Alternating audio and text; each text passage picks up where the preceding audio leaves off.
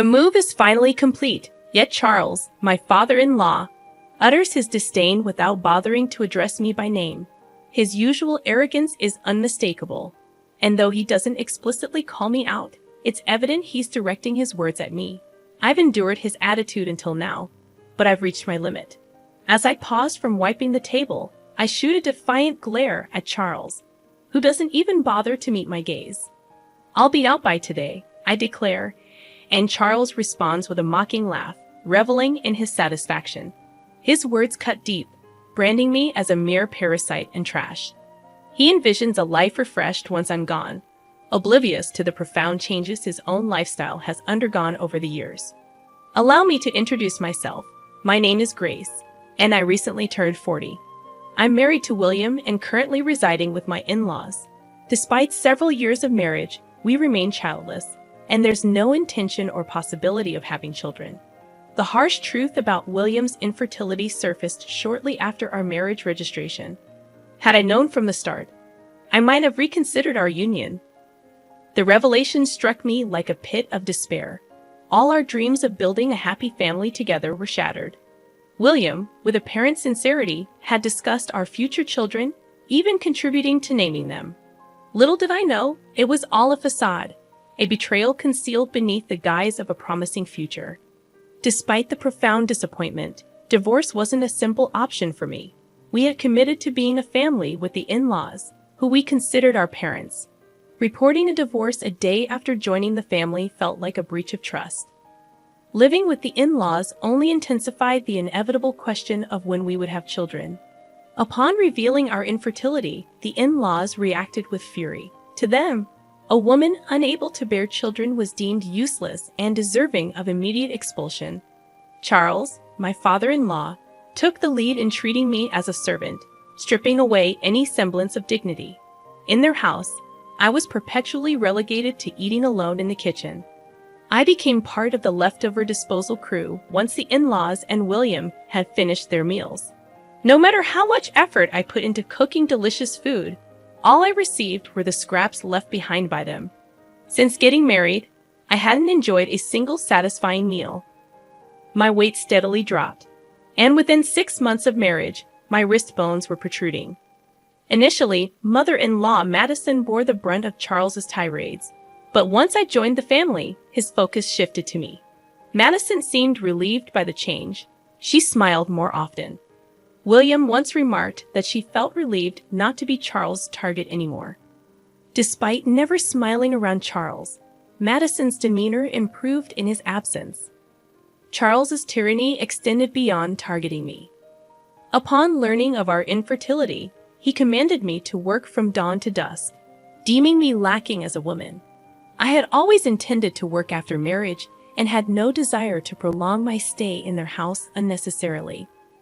Balancing early morning chores, seeing everyone off, and heading to work proved challenging, but having a job with flexible hours helped. Despite my efforts, Charles discarded my food without tasting it, citing its appearance as the reason. Neither William nor Madison complained, choosing instead to remain silent. Despite my grievances, conversations during meals were sparse, and I often wondered if they truly enjoyed eating in silence. I had no choice but to maintain a facade of harmony with the in-laws, playing the role of a dutiful wife. As someone without parents, the weight of divorce seemed unbearable. However, Charles's demand that I contribute all my earnings to the household expenses crossed the line. While I intended to contribute, his insistence on full control over my earnings felt absurd. Protesting was futile. Charles's decisions were absolute. It seemed easier to comply, appeasing him and sparing myself the sight of Madison and William's saddened expressions. The root of the marital issues lay with Charles, whose oppression and torment overshadowed everything else. While Madison used to manage the household finances, the responsibility fell on me after marriage, a task I found overwhelming. "Isn't this too much for Grace?" Madison dared to question, only to be silenced by Charles's authoritative command to shut up. I had been dismissed in Charles's eyes, and Madison and I, as women, were deemed worthless, stripped of the privilege to voice our opinions. Taking over the household ledger from Madison initially shocked me, but after several years, I grew accustomed to it. Perhaps the acceptance stemmed from having an additional breadwinner in the house. Charles, however, began spending more recklessly, justifying it as work-related expenses, increasing his nights out, and embarking on trips with Madison and William, excluding me. This sudden change in their behavior marked a departure from the past. Despite the years that had passed, Charles continued to treat me as an outsider, labeling me a parasite or trash. In my younger years, I endured the peace that came when Charles wasn't home, not minding my role as a mere housekeeper. However, as I approached 40, I found his behavior intolerable. The fear that once kept me silent waned, and I started speaking up. Charles didn't appreciate my newfound assertiveness, leading to resentment and a worsening negative loop. Our strained relationship reached a point where Charles constantly badmouthed me, and our interactions were minimal. Whenever he spoke, it was to insult me, creating a dreadful atmosphere at home. Despite the escalating tension, I refused to comply when Charles demanded I leave the house. I snapped back, questioning where I could go knowing I had no parents. Charles, fueled by anger, slammed glasses onto the table, breaking them in the process. Tired of enduring the constant yelling, I deviated from my usual apology and spoke sharply to Charles. I pointed out that he should calm down in his older age. Unaccustomed to such defiance, Charles became furious, asserting his dominance as the master of the house, declaring that a wife like me shouldn't have opinions. Frustration reached its peak, and I confronted Charles head-on, expressing my years-long desire to be treated like a human. He retaliated, escalating to grabbing me by the collar and vehemently declaring that a person like me wasn't needed in his house. The force of his words was enough to shake the furniture, and in that moment, I was pushed away. I should have offered an apology right then and there, but I could no longer contain my frustration. "Fine, you want me to leave. That'll make you happy, right, Charles?" I looked up at him, unable to stay silent any longer. "Yes," he spat out, condescendingly looking down on me. "Then I'll do it," I declared. He stormed off to his room with a loud noise, and I, now a bit calmer, started cleaning the living room that Charles had dirtied. Madison came to check on me with a worried look, but she left without saying anything, returning to her room. I felt like I had no place in this house anymore. Neither William nor Madison would protect me, and years of endurance exploded, making me feel even more isolated. The next day, as usual, I got up early and began my routine. Charles woke up and entered the living room, sitting on the sofa, leaning back and spreading the newspaper without even glancing at me. Then, without looking up, he asked, "Finished moving yet?" There was no way I could have moved out so soon after yesterday's events. I didn't even think he was serious. I thought it was just a drunken outburst, not something he meant. This was about leaving the house, right? "When will you leave? You have no right to live here anymore," Charles said, still not looking at me. I stopped wiping the table and turned to face him. If he was serious about wanting me to leave, then I would respond seriously. "I'll be out by today," I declared. Madison, who was listening nearby, froze, her worried gaze falling on me. It was clear that once I left, Charles would target Madison again, and she didn't want me to go. However, Charles insisted on my departure, and I had no other option. Charles laughed loudly, likely satisfied that he was getting his way.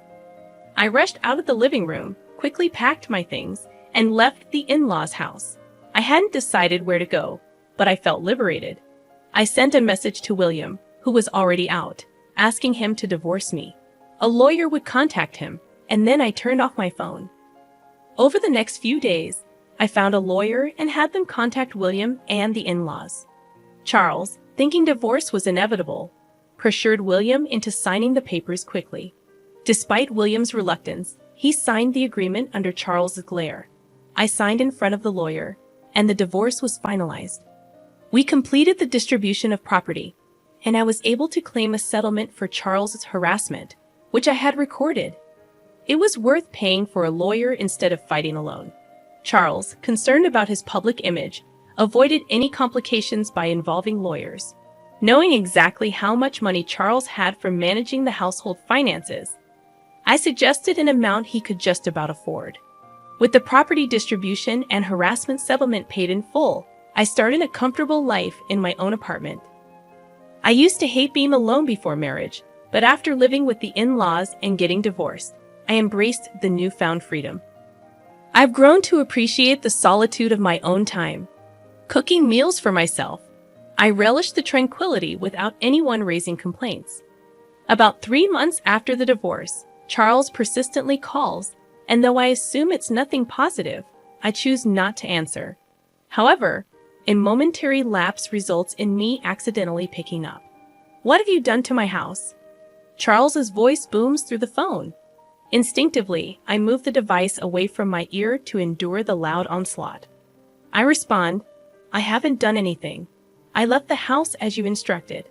Charles remains unsatisfied, continuing to yell. He's upset about notifications regarding issues with withdrawals, blaming me for the problem. I calmly assert that I didn't alter anything and adhered to his instructions, managing and paying everything due. As the realization of why Charles is angry dawns on me, a grin widens on my face. I'm glad he's not here to witness it. Charles, incredulous, questions the financial aspects, asking how much I earned. I recall never revealing my salary details to him. $45,000 take home. I respond. Charles reacts with a sound akin to a squashed frog before falling silent. In truth, my job in sales at an investment trust company involved a commission-based salary, influenced by the returns generated for investors. Unfortunately, much of it vanished due to Charles' extravagant spending. However, I had wisely invested the inheritance from my parents, bringing in some income. Although not substantial, it covered living expenses. During the property distribution, only William's savings were considered since my parents' inheritance and its earnings were not part of it. Charles, insistent, questions whether the standard of living before marriage was the same.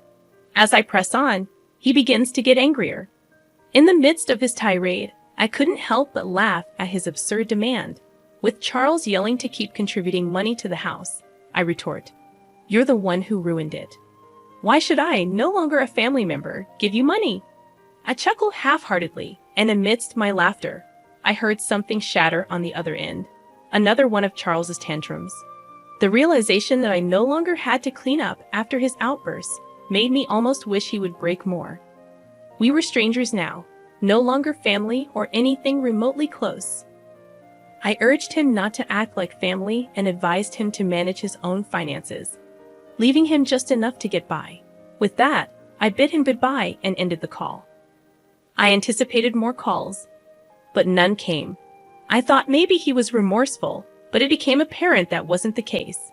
Perhaps he felt ashamed for not being able to make payments and resorted to ordering William and Madison to borrow money from financial institutions, plunging them into further debt. While payments were made, their unwillingness to change their lifestyle perpetuated the cycle of accumulating more debt each month. I learned about this when William pathetically contacted me, even expressing a desire for reconciliation. Furthermore, William proposed cutting ties with Dad and getting back together. However, such a suggestion seemed hypocritical coming from someone who never stood up for me against Charles' harassment. Despite choosing to stay with William, knowing we couldn't have children, he never protected me. Returning to him was not on my agenda. Charles might have felt suffocated, but that was no longer my concern. I wish they understood the consequences of their actions and endured the suffering now. The in-laws struggled with debt, yet they couldn't bring themselves to reduce their lifestyle standards. Charles, now a contract worker with a reduced salary, joined Madison and William in part-time security jobs. It wasn't just Charles. It was also Madison and William, persisting in maintaining their living standards despite being at their limits. I used to be desperate to protect William, but now I lived for myself. At 40, having children might be challenging, but I remained open to the possibility. Before the divorce, waking up felt like a chore, but now I woke up feeling refreshed, eagerly anticipating a better future in my new life.